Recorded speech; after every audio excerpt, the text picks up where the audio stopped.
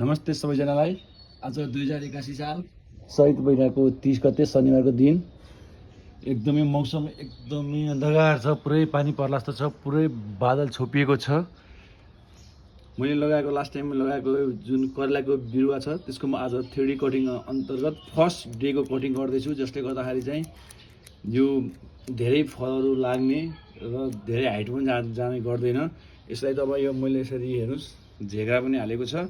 यो झेग्रा चाहिँ अब गाउँमा भएको भए त जति पनि पाइन्थ्यो, यहाँ काठमाडौँमा जोगाड गर्ने गाह्रो छ। हेर्नुहोस् यसैलाई नै अब यसले गर्दा हामी चाहिँ अब यो 3D कटिङ गर्दा त हो, यो पार्ट छ, यो पार्टलाई चाहिँ चट्ट काटिदिनु पर्छ। यो चट्ट काटिदिएपछि यसबाट अरू पलाउँछन्, अरू हाया लाग्छन्।